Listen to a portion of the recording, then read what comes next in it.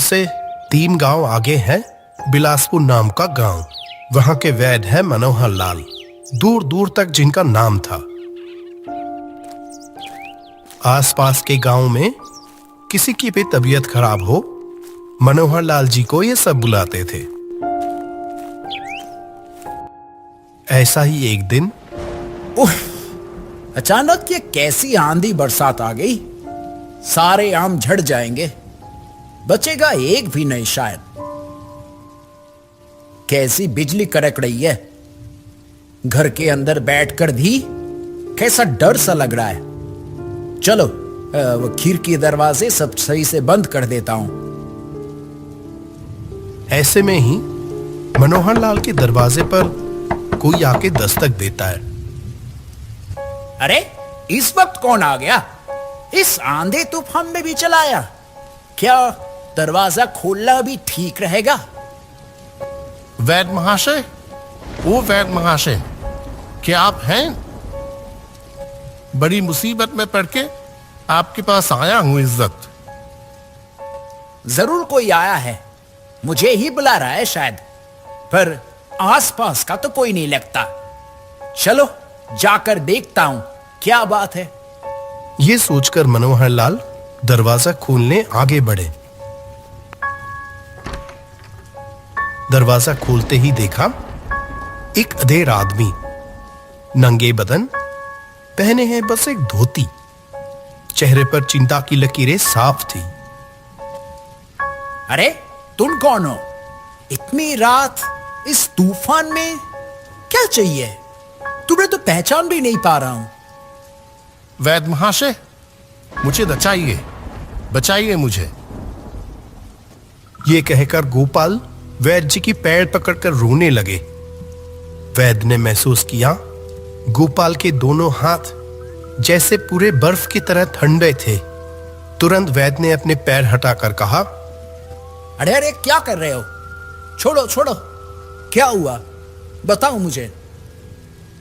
वैद्य महाशय, आप मेरी बेटी को बचा लीजिए कृपया। उसकी तबीयत बहुत खराब है। क्यों? क्या हुआ है तुम्हारी बेटी को? मेरी बेटी को काला बुखार हो गया है। वैद्य महाशय, आप जल्दी चलिए। अरे लेकिन जाना कहां होगा? इस आंधी बारिश में अब कैसे जाऊं? तुम अभी जाओ, कल सुबह आना, फिर मैं कल सुबह जाकर देख आऊंगा तुम्हारी बेटी को। नहीं नहीं वैद्य महाशय, आप कृपया अभी चलिए। मेरा घर रघोपुर में है, बस ये 3 गांव बांध। लेकिन इस आंधी बारिश में इतनी रात को कैसे जाऊं? उसकी आप चिंता मत कीजिए। नदी के घाट पर मेरी नावबंदी है, तो मैं खुद अपनी नाव से आपको ले जाऊंगा। आप बस चलिए कृपया। अच्छा ठीक है, रुको। घर से मैं एक छतरी और अपना दवा का बक्सा लेके आता हूं। फिर मनोहर लाल अपने घर से एक छतरी लेकर आए और उस आंधी बारिश में गोपाल के साथ उसके घर की तरफ चलने लगे। घना अंधेरा था चारों तरफ और मूसलाधार बारिश भी। एक पतली सी कच्ची सड़क पर गोपाल के पीछे पीछे चल रहे थे वैद्य। गोपाल आगे आगे चल के रास्ता दिखा रहा था। वैद्य के मन में एक डर सा बैठने लगा, जैसे वो थोड़े कांप उठे। इतनी रात को इस बारिश में इसके साथ इतनी दूर जाना क्या मेरे लिए ठीक है? क्या हुआ वैद्य महाशय, क्या सोच रहे हैं? आइए, वो देखिए, घाट पर मेरी नाव बंदी है। हाँ अच्छा ठीक है, चलो।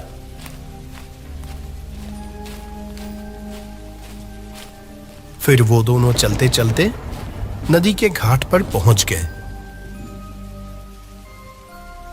नाव में बैठ जाइए वैद्य महाशय। कैसे बैठूं? अरे इतनी अंधेरे में तो कुछ दिख ही नहीं रहा है। क्या करें अब, कृपया थोड़ी तकलीफ कीजिए।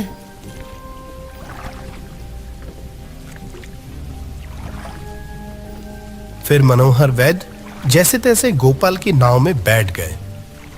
बारिश अभी भी नहीं रुकी थी, बादल गरज रहे थे। इतना अंधेरा है कि कुछ दिख ही नहीं रहा ठीक से। कोई गीदड़ कुत्ते की आवाज भी नहीं आ रही। तभी वो आदमी बोला, वैद्य महाशय, मेरी बेटी ठीक तो हो जाएंगी ना? उसे कुछ होगा तो नहीं? वो मेरी एकलौती बेटी है।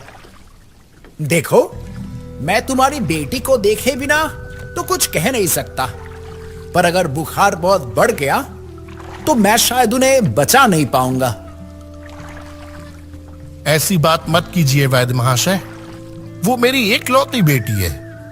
उसके सिवाय इस दुनिया में मेरा कोई नहीं है। फिर कुछ देर खामोशी छा गई।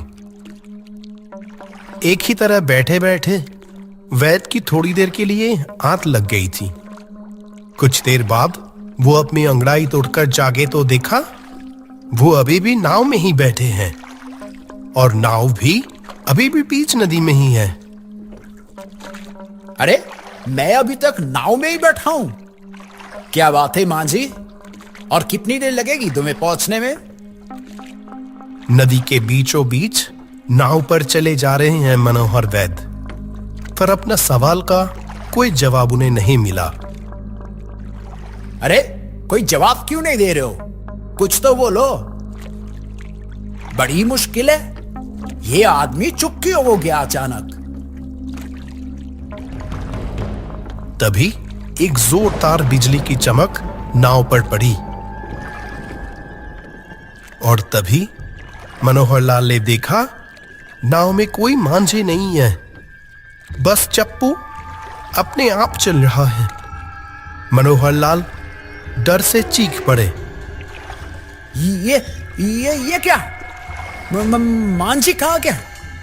नाव में तो कोई नहीं है। तब ये चप्पू ऐसे अपने आप कैसे चल रहा है?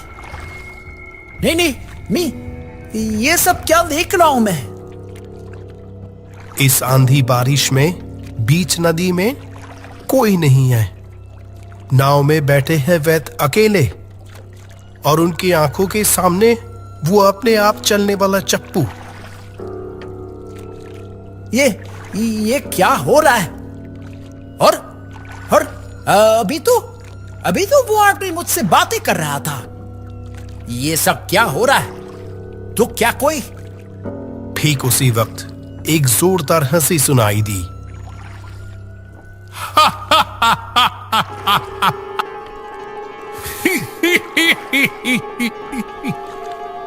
कौन है ये? कौन हंस रहा है ऐसे? बीच नदी में हंसी की आवाज और भी तेज लगने लगी। ये सब क्या हो रहा है मेरे साथ? तभी एक और बिजली की चमक में वैद्य ने देखा अब वो चप्पू चला रहा है वो कौन है ये? नहीं। क्या रे, पहचाना नहीं? अब तू मुझसे बच नहीं सकता। नहीं, कौन हो तुम?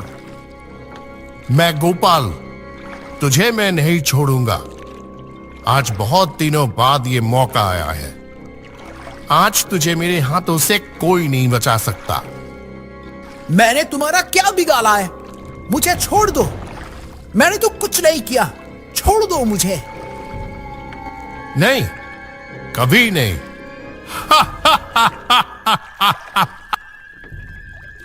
डर के मारे मनोहर लाल के दिल की धड़कन जैसे दुगनी हो गई। उसका पूरा शरीर पसीने से तर हो गया।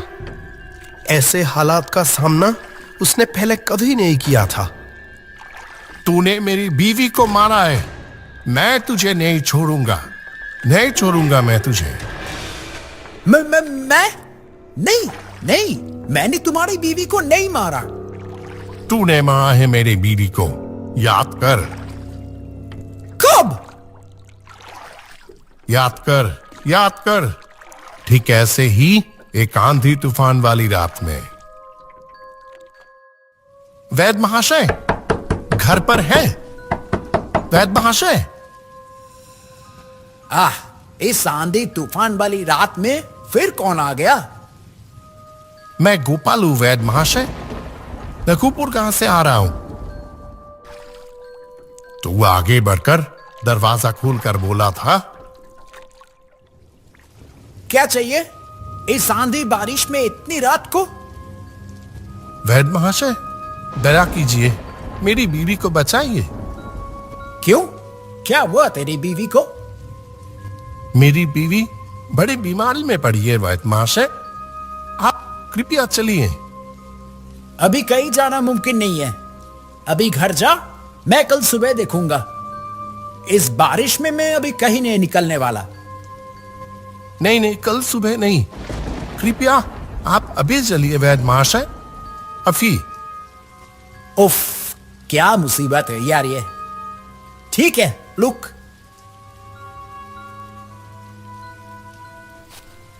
फिर तू अपनी सोई आंखों से घर के अंदर से एक दवा का बक्सा और एक छतरी ले आया।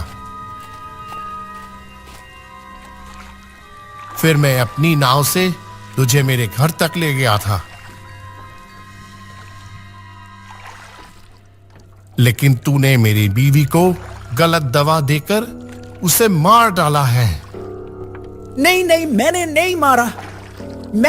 मैं क्यों गलत दवा देने जाऊंगा तुम्हारी बीवी को? क्योंकि वो थी एक अंधेरी रात, तूने एक दवा देने की जगह दूसरी दवा दे दी थी। बाद में मैंने एक और वैद्य को दिखाया वो दवा, और उसने ही मुझे बताया तूने मारा मेरी बीवी को। तू तुझे भी मैं आज खत्म कर दूंगा। ये कहकर गोपाल अपने भयानक रूप में आगे आया मनोहर लाल की तरफ। गोपाल ने अपने सख्त हाथों से मनोहर लाल का गला पकड़ लिया। बचाओ, कोई मुझे बचाओ। कोई तुझे बचाने नहीं आएगा।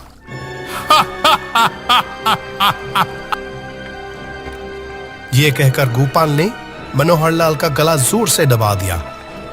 बस जैसे ठंडे हाथों ने जैसे एक चिमटे से मनोहर लाल की सांसें लगभग बंद कर दी। आखिरकार मनोहर लाल की जब हालत बहुत खराब हो गई, तब गोपाल ने उन्हें नदी की पानी में फेंक दिया, और फिर गोपाल और उसके नाव बीच नदी में कहीं गायब हो गए।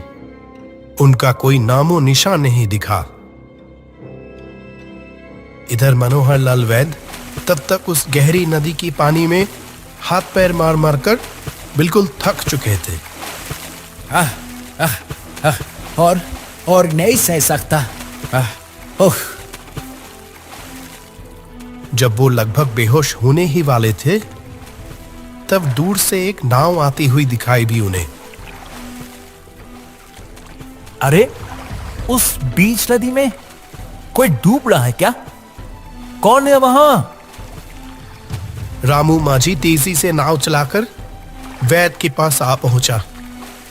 रामू बिलासपुर गांव का ही मछुआरा है। वैद्य को देखते ही पहचान गया। अरे, ये तो वैद्य महाशय हैं। लेकिन आपकी ये हालत किसने की? उठिए उठिए, नाव में बैठिए, मेरे हाथ पकड़ लीजिए जोर से। थोड़ा संभल कर, सांस लेकर वैद्य ने सब कुछ रामू को बता दिया। आप गोपाल की नाव में बैठे थे? वो तो आज से करीब 7 साल पहले ही मर गया था। जब उसकी बीवी मरी, उसके बाद गोपाल की बेटी भी मलेरिया से उसके 7 महीने बाद ही मर गई। बहुत बचाने की कोशिश किया, पर बचा नहीं सका, और गोपाल बेचारा गम के मारे आत्महत्या कर ली। शायद हक से बदला लेने के लिए ही उसकी आत्मा इतनी दिनों तक रुकी हुई थी। सचमुच आज मैं बहुत बड़े खतरे से बच गया। आइए वैद्य महाशय, मैं आपको घर तक छोड़ देता हूं, और कभी इस रात के अंधेरे में, चाहे कितने भी जरूरी क्यों ना हो, आप अकेले इधर नहीं आइएगा। ये बात मैं पूरी जिंदगी याद रखूंगा।